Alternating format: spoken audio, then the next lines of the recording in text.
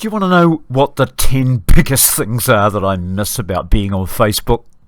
Here's a list. Well, actually, there's only 3, and it's these.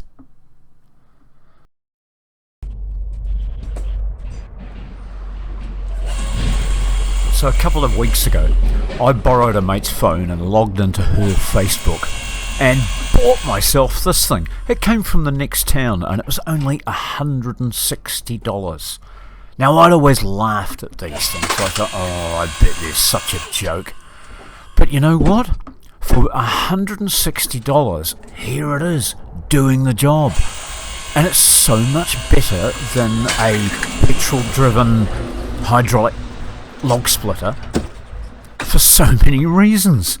I mean, those things, they're huge. They're wide and long, so they take up a lot of space. This thing can be stored on its end in the garage. It doesn't make a single sound unless it's actually splitting a log. See? It's dead quiet. And the other great thing is it's got this handy stop collar that you can set to the length of your logs. You can't do that with a petrol-powered one.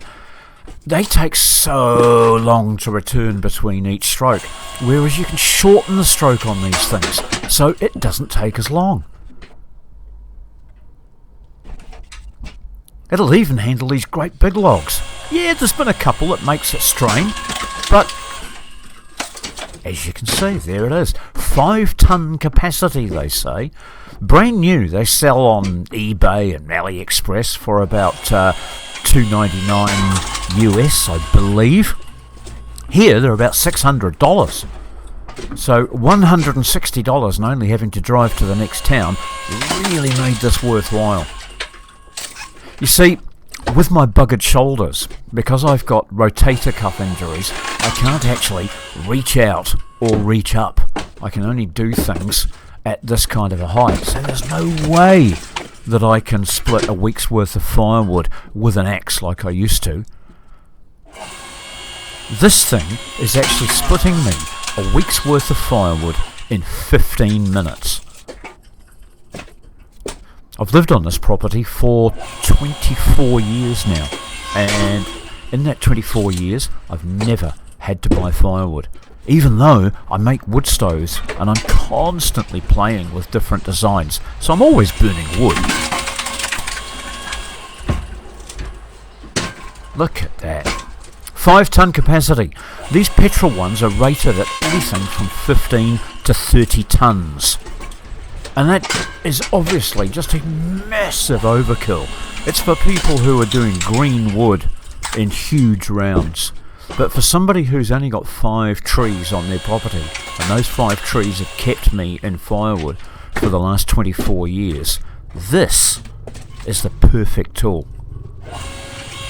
So I'm not going to chuck a link down the bottom and have some affiliated marketing deal where I get a percentage of how much you spend on eBay or whatever. All I'm going to do is keep bringing you fun little videos that tell you about my off-grid lifestyle and how you can benefit by being a little bit like me. So if these videos strike a chord with you, entertain you, give you a little bit of knowledge that you didn't have before, you can actually buy me a coffee. There's a lot of people who've already been and bought me a whole heap of coffees actually, which is a great help. I do appreciate it, because now that my shoulders are buggered, I can't actually work for a living.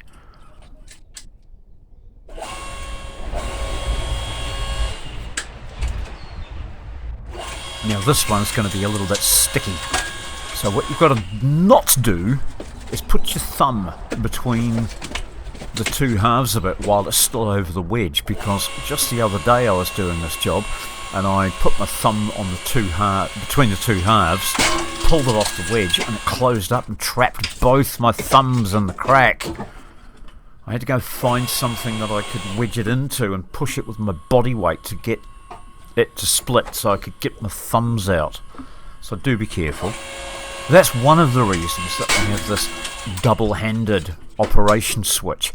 You actually have to press the button and the lever at the same time to keep both hands busy so that you don't do anything stupid and they become liable for your injuries. But after having a look on the University of YouTube, I did see that other people had defeated the switch and put a foot switch down. That means that when you pick up a large round that's not perfectly round and it's teetering on the bed, you can hold it with one hand while you operate the lever and press on the switch with your foot. So it just gives you one hand free. Here we go, yeah. For example, like this. Now also, this one's been cut on the awkward angle because it was the first cut of the branch where it was severed off the tree. You've got to be very careful how you put these in the machine because they could easily flick up because of that tapered end. So it's a skill that you will develop over your first few days of using a log splitter. And then of course you'll bear in mind that while you're chainsawing you'll make all your end cuts as perpendicular as possible so that in a year's time when you're splitting wood, after it's all dried out, it's going to sit nicely in the log splitter.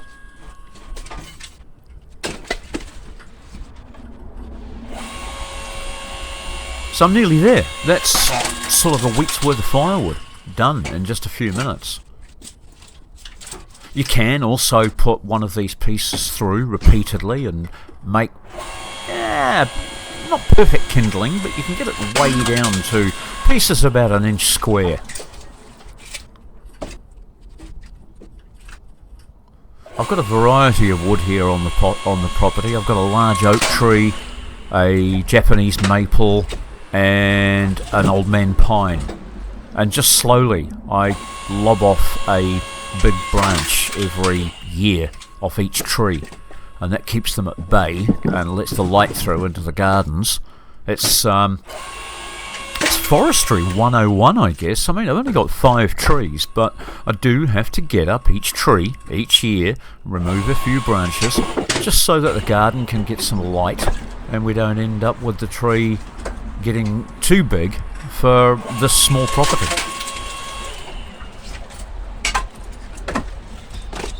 Perfect for doing these little branches. Except when they've got the tapered end like that.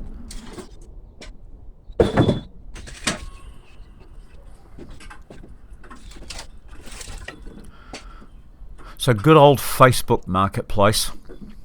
Oh, now here's a little challenge. Now I can split this. All I've got to do is find a piece of the right length to put behind it and use it as a wedge. I can't find a piece, so what I'm going to do is just release that collar, and then I can get this piece in, lay it down, wind it up, thinking of the safest way so it doesn't spit out. And there you go, split.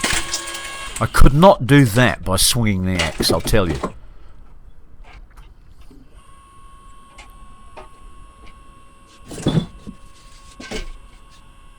Because it's got the ram coming out the end, you do have to bear in mind not to stack your pile too close, because this thing's on wheels. It'll push itself off the bench if I don't move some of those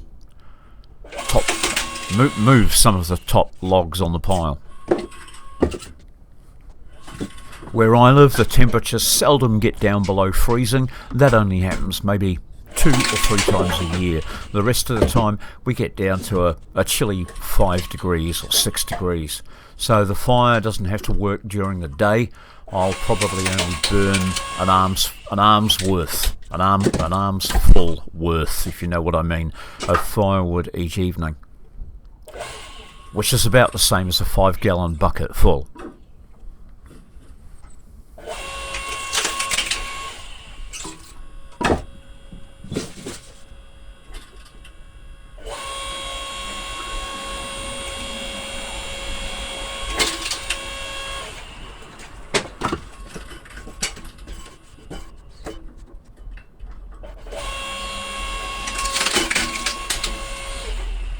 I thought this thing might be a little bit hard on the solar, but it's a 2000 watt motor. It hasn't made the solar grunt at all, and I'm only running, what am I running? I've got 500 watts on the roof, which is two 250 watt panels, and my batteries are two 110 amp hour lithiums. So long as I do this while the sun's on the panels, it doesn't have any detrimental effect as to what I've got to play with in the evenings for running the screen of the computer and the lighting.